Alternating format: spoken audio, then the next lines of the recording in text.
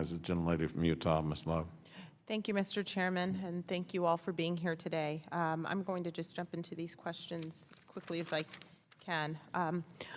Mr. McInnes, this is for you. Under the Obama administration's watch, Russia sold and transferred to Iran the S-300 advanced anti-aircraft system. Why do you think that the Obama administration refused to sanction those Russian entities under the U.S. law?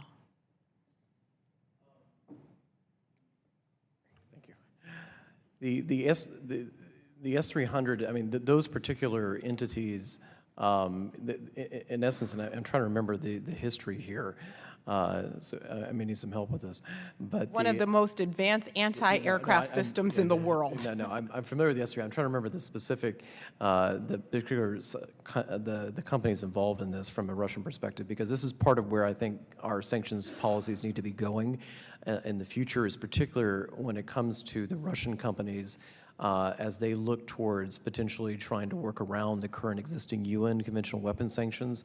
That I'm worried that we are going to need to take very aggressive actions in the future to prevent such major advanced technology transfers in the future. But I do think that that was a particular leverage that we were able to use with the Russians during that time frame to prevent the transfer of something that was going to... Did we miss the opportunity to use efforts to actually sanction? Well, no, the thing is, that was something that the Russians could do at that point in time, and we. So they weren't in. They weren't. You don't believe that they were in violation of the Iran Sanctions Act or the Iran-Iraq Arms Non-Proliferation Act? At that point in time, I think that they under their authority, and correct me if I'm wrong here on the panel, but under Russians were allowed to sell those particular conventional weapons at that point in time. Did you have you nodded your head at one point? I mean, is that Blue? Go ahead. Off on that? Yeah, he's correct. Unfortunately, the Russian counter-argument to those proposals was they cited the UN Conventional Registrar of Arms, which in Category 3 or 4 omits, quote, ground-to-air missiles, of which the S-300 SAM is one. Okay. And if we're going to, I just want to stick with one more question, Mr. McInnes. In your testimony, you said that one way we can suppress Iranian military modernization and growth is by deterring Russian and Chinese equipment sales to Iran. What would those sanctions or efforts look like, in your opinion?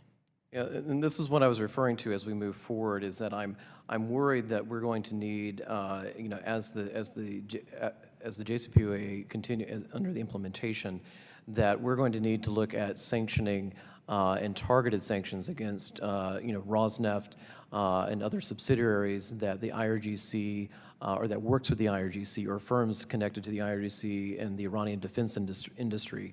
That's where we need to focus and begin to look at secondary sanctions that affect the Russian defense industry to prevent Iran from gaining significant advanced equipment like that. That's what I'm particularly worried about, and I think that those are things that we could construct here in the U.S. Okay, am I pronouncing that right, Mr. Talablu? No? Tell me how to, I want to pronounce it right. Talablu? Talablu, okay, thank you.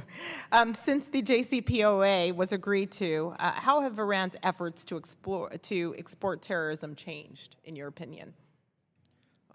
Thank you very much for the question. I think, unfortunately, they've significantly been enhanced.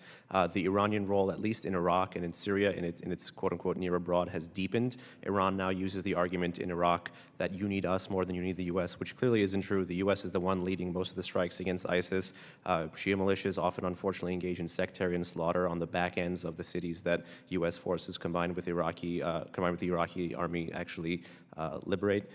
So there actually needs to be a way to keep Iran out of this equation. But Iran is able to marshal these arguments and say that, no, you need us, we're in the region longer. And they'll cite, there's a quote from Qasem Soleimani that says, we're not like the Americans, we don't abandon our friends. So I think now is the time to actually come to the aid of states like Iraq, the central government of Iraq in particular, to deny Iran this argument.